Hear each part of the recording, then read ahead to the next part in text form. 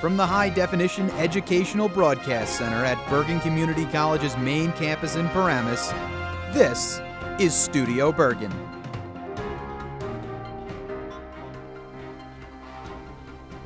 Hi everyone, I'm Larry Hlavenka, and welcome to this month's episode of Studio Bergen, your connection to the state's largest community college. This month, let's start with a scenario. If I told you 3,705 students applied for the nation's largest community college scholarship worth up to $90,000 over 3 years, and 2% would be accepted, you'd probably say there's virtually no chance that 2 students from the same school would earn the award. But that's just what happened to 2 Bergen students. Maria de Abreu Pineda and Ana Paravera took home the top prize as part of the Jack Kent Cook Foundation's 2014 Undergraduate Transfer Scholarship Program. Coincidentally, both immigrated to the U.S. from Caracas, Venezuela, separately and with no knowledge of each other. After settling in the U.S., they both chose to attend Bergen, where they have each earned 4.0 GPAs. De Abreu Pineda plans to attend Columbia University and study engineering. Paravera, the Stevens Institute of Technology and Software Development. We hope to talk with both in next month's season finale of Studio Bergen. Maria and Anna weren't the only students taking home cash awards last month. A field of 73 students competed in the college's 7th annual speech competition that featured more than $4,000 in prize money. Speech competition director Jane Phelps announced the winner. And the President's Award for Best Speaker, that's $1,000, goes to Jason Lazar for the speech on bullying.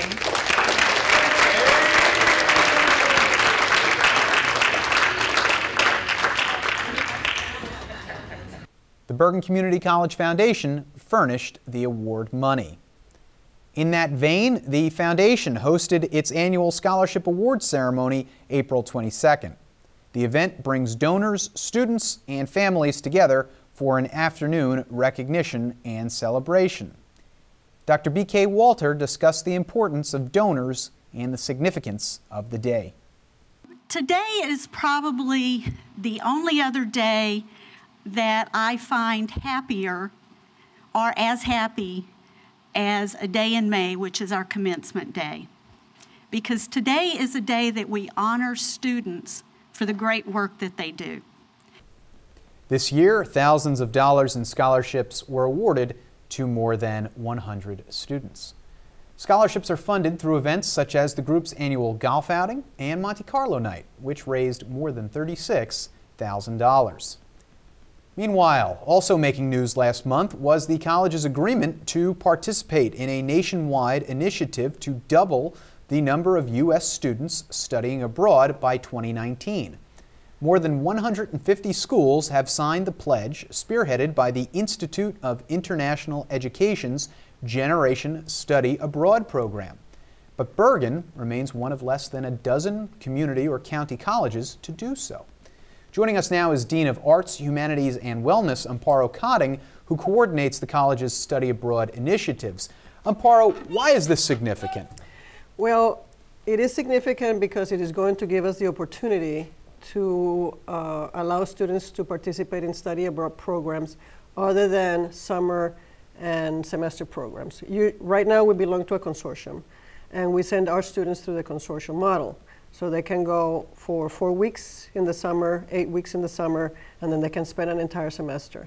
And these programs tend to be a little bit expensive for our students, so by joining Generation Study Abroad is going to give us the opportunity to develop our own faculty-led study abroad programs. And these can be 2 weeks long.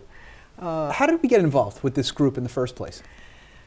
Well, we are members of IIE, and they sent an announcement to join Generation Study Abroad, and I thought that it would be a good opportunity for us. So we submitted a proposal. It was a short 2-page proposal explaining how we would accomplish increasing the number of students studying abroad. Why do you think Bergen was, I think there were only 3 schools in the state of New Jersey, Correct. Rutgers, Stockton, and us, that signed on to this pledge. Why do you think there were so few? Well, this was the first call. There was a first call, and the next call is May 1st. So I think that by May 1st there will be more community colleges participating. And I think it was just, we just jumped on. We just decided to grab the opportunity and do it. Study abroad for students, you know, there's maybe a misconception out there about what it really is. Study abroad is a rigorous academic program. It's not just touring the world and skiing in the Alps somewhere. Talk about, what does a student get from study abroad? Well, usually the process is rigorous. I usually sit down with the students and I really find out why they want to do it, how it fits into their career goals down the road, and also what they're going to benefit, how they're going to benefit from it. We also look at their degree program and we find out whether or not studying abroad is a good option for them. Because some students come to see me when they're pretty close to graduation. So studying abroad doesn't make sense because the credits will not transfer back. So the advisement process includes looking at their degree option, looking at how many credits they still have to graduate, do they have humanities and social science electives. And if we can find a program that matches their degree needs, then I advise them to follow through with it. If it doesn't make sense, then I tell them, you might want to explore this study abroad option when you transfer to a 4-year school. The students that have participated in the study abroad program come back, and the #1 benefit is self-discovery, learning a lot about themselves, learning about their potential, what they're able to do outside of the parental environment. They learn a lot about problem solving, and I think it's mostly personal growth. That's what they say. I changed so much, I learned so much about myself. And they recognize their strengths as individuals. When we talk about study abroad at Bergen, we've had students literally go all over the world. Talk about not only the countries, but the diversity of the experiences that they've had. We have had students go to Australia, China, Argentina, Central America, Costa Rica. We have had students primarily tend to go to Europe. We had 1 student go to Morocco. We have 2 students going in the summer to Japan, and 1 student going to the Czech Republic. So I try to advise them. My homeland. Yeah. I try to advise them to move beyond the comfort zone, because the experience, the study abroad experience, is mostly to gain a global perspective. And if you tend to go to the places that are very similar to the United States, you do gain the experience, but you don't have that the opportunity to really evaluate other people's cultures. Is there a profile of a student who studies abroad? I mean, is it a arts and humanities student? Is it a... Primarily it's liberal arts students. Interestingly enough, most of the students have been studying abroad are Hispanic. And males... Native to the U.S. or native somewhere else? Both. Both. And interestingly enough, very few males. So hopefully we'll get more males involved in study abroad. And hopefully with this program and the college's efforts to try and promote study abroad a little bit more and maybe even get behind study abroad a little bit more, you'll see an uptick not only with males, but everybody. Everybody. I hope so too. Thanks for coming by. Thank you. In other news this month, April was Earth Month at Bergen Community College and across the globe. As we were just talking about, we are a diverse and global institution. Throughout the month, various events took place to advance the conversation about sustainability and preserving the environment. Appropriate, we welcome back Professor Rachel Wieland in this month's Sustainability Minute to tell us about the rocket. Hi, I'm Rachel Wieland, and last month we talked about composting in the cafeteria. Today we're going to continue that conversation. In the United States, we throw out 31.7 million tons of food waste every year. That's 12.5% of our total waste stream, and most of that ends up in a landfill, and it creates methane, which is a greenhouse gas, which is 20 times more potent than carbon dioxide. At Bergen Community College, we do not throw our food in a landfill, we compost. And like I said, today we are going to continue our conversation. So not only do we compost at Bergen, we also give science lessons in composting. Right behind me here is the rocket. It's the A500 model. It's 8 feet long, it's 2.3 feet wide, it's 4.3 feet high. And what we do is we throw the food in here, in this chute right here, and we also add wood chips. You have to add wood chips to the process because when you're composting, you need a particular carbon-nitrogen ratio. The ideal ratio is 25 parts carbon to 1 part nitrogen. If you have too much carbon, your composting will break down too slow. If you have too much nitrogen, your compost gets smelly. So it basically looks like a corkscrew inside of the system. There's a data box in front here that we can catch variables. One of the variables is temperature. Inside this vessel, it will go over 140 degrees Fahrenheit. In 2 weeks, that food will come out the other end as a very beautiful, nutrient-rich soil, which we will then put all around our campus, on our landscaping and in our garden.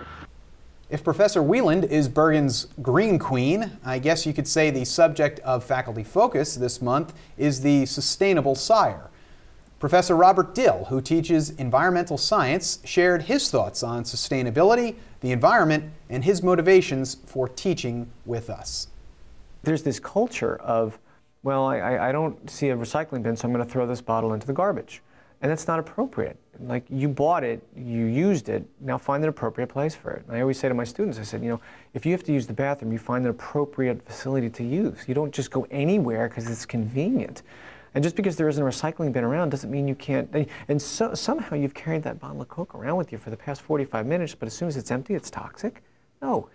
Find a correct place for it. But that's a cultural change. I mean, those are changes that have to take place, and people have to, that's where the understanding comes in. Because if I say do A, B, C, D, that's great. But if you understand why A, B, C, and D are important, all of a sudden you realize, well, if these 3 or 4 are important, then these other 5 things must be important. So it's got to be this cultural change. Dill, who has taught classes such as environmental science at the college since 1992, said knowledge is power.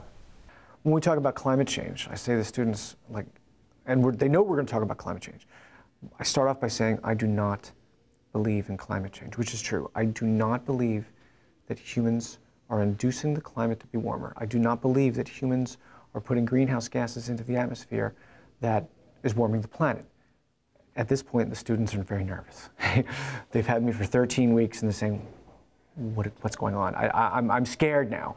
And then I say, I don't believe it because I understand it. Because science isn't about it's not a belief system. You either understand it or you don't. I understand. I also say I don't believe in gravity. I don't believe in evolution.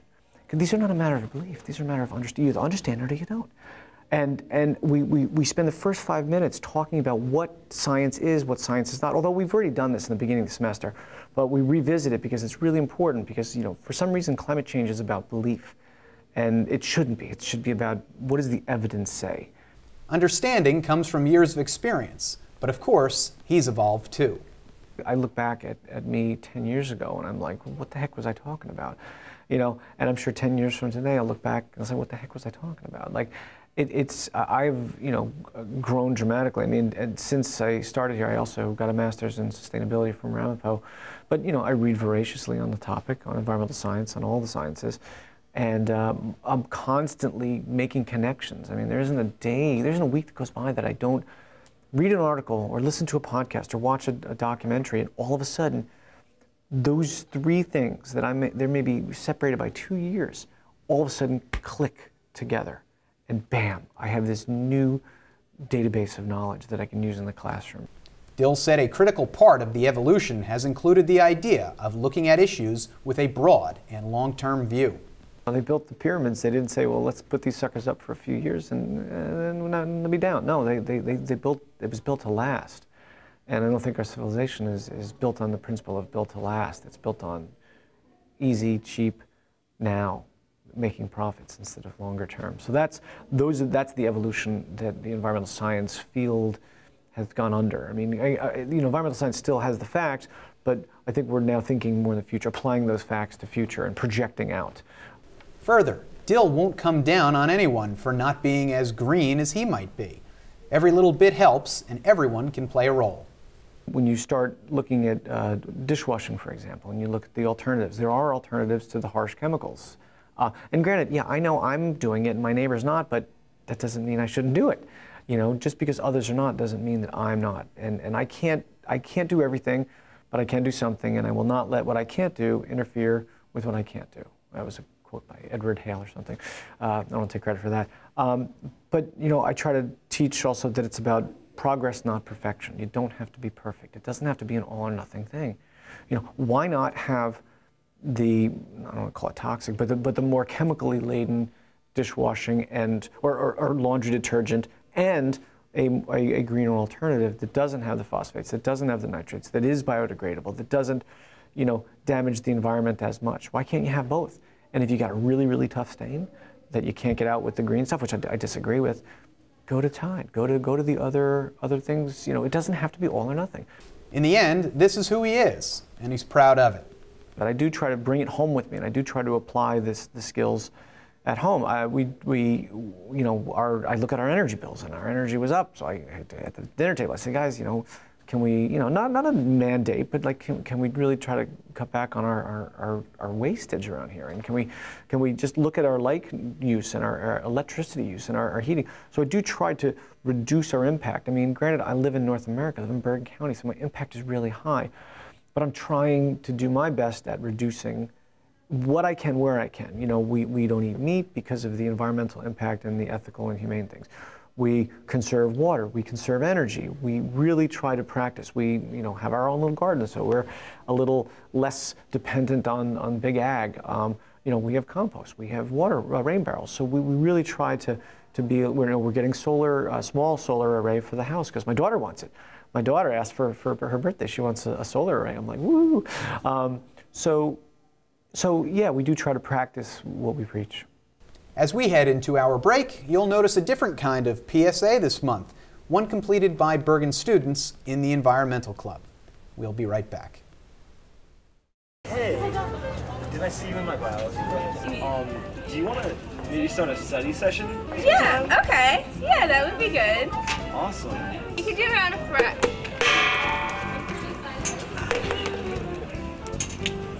Why are you drinking a bottled water? Dude, actually the table's full.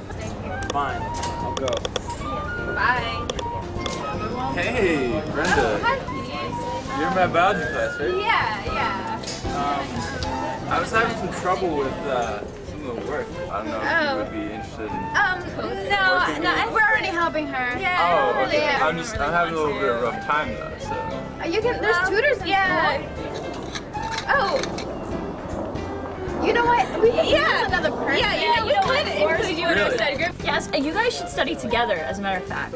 We'll meet up with you later. Okay. Do you have a girlfriend?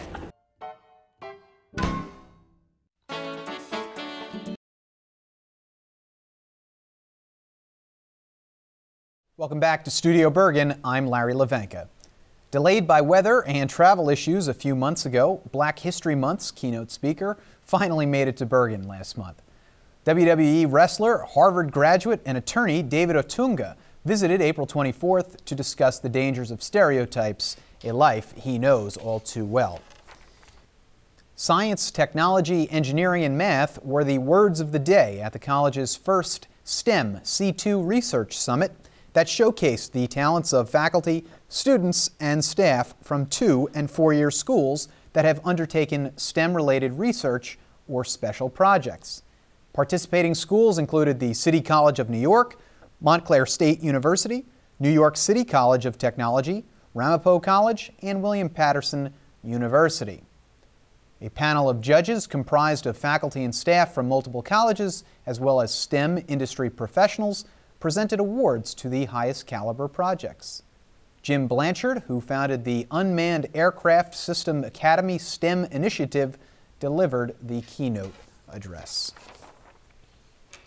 Another seminar that made news last month was the Judith K. Winn School of Honors Conference. At the event, students participated in various panel discussions and heard remarks from alumnus Stephen Chung during a luncheon. Program Director Dr. Makowiecka said this event remains a source of pride and distinction for students as they prepare for their next step.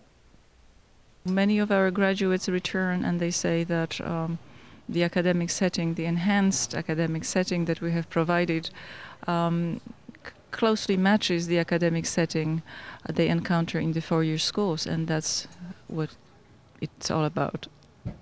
Putting the finishing touches on a 3-location listening tour, Vice President of Student Affairs, Dr. Nadine Gonzalez de Jesus, supplied red tablecloths, pepperoni, and plates for the Pizza with the VP program. The events, which took place at all Bergen locations during the Vice President's first year at the college, gave students an opportunity to ask questions regarding student affairs and service while being treated to lunch. Meanwhile, students continued a tradition that began a few years ago with the now annual Spark a Change Anti-Bullying and Suicide Prevention Walk, April 18th. At the event, more than 150 students and members of the community walked in a morning rally to raise support for the two causes. According to club advisor Jamie Keller, the walk has reached great heights. This is the third year that we're hosting this walk, and we have been very successful thus far. This year, I would like you to know, I think this is our biggest year and our biggest success so far. We've raised over $5,000.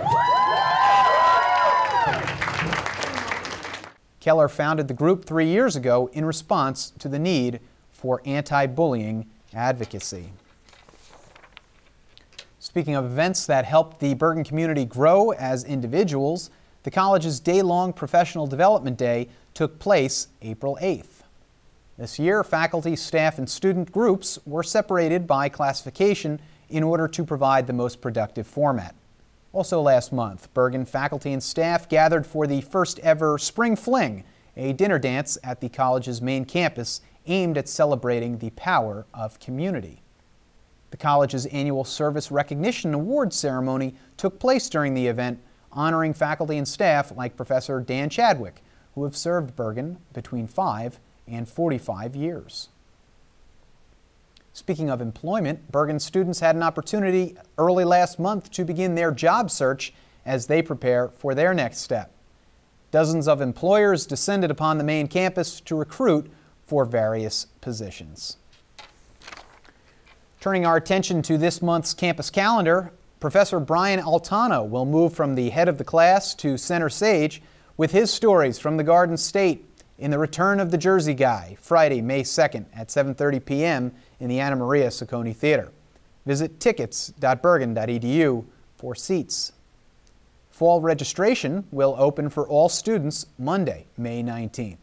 For more information, visit bergen.edu/fall2014.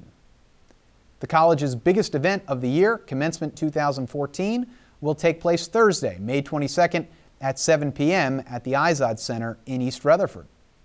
And finally, the first ever Gourmet Food Truck Festival, sponsored by the Paramus Bergen Community College Rotary, will take place Sunday, June 1st from 11 a.m. to 8 p.m.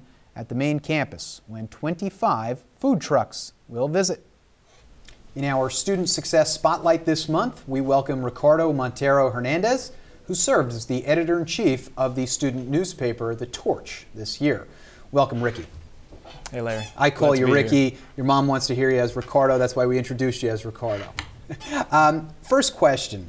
You're the editor-in-chief of the student newspaper. That's right. There's an inherent responsibility that goes along with that. You need to report what's going on at the college, and you need to weigh the interests of a bunch of different groups. What is it like being in a high-profile position like that, where students are coming to you and asking for certain things, or you know, saying we need to see something about this?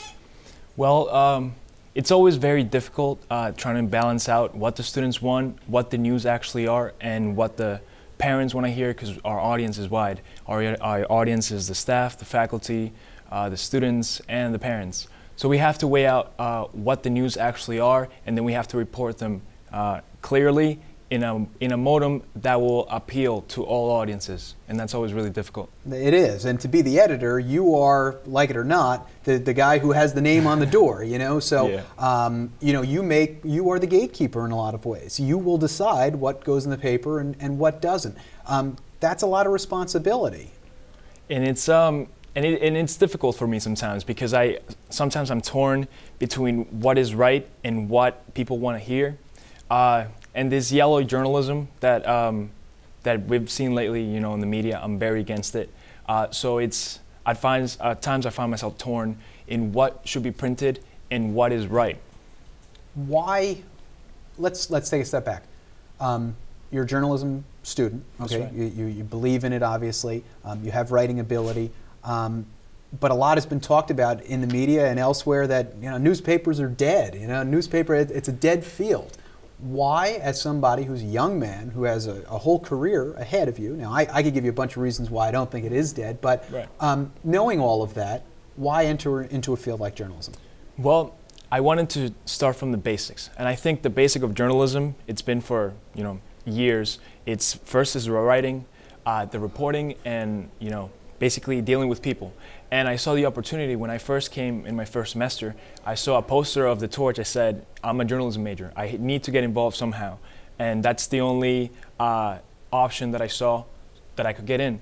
So I said, why not go up in the ranks, you know, in the editorial staff? So I started as a staff writer, then I became co-editor for 2 months, and then I've been editor-in-chief for a year now.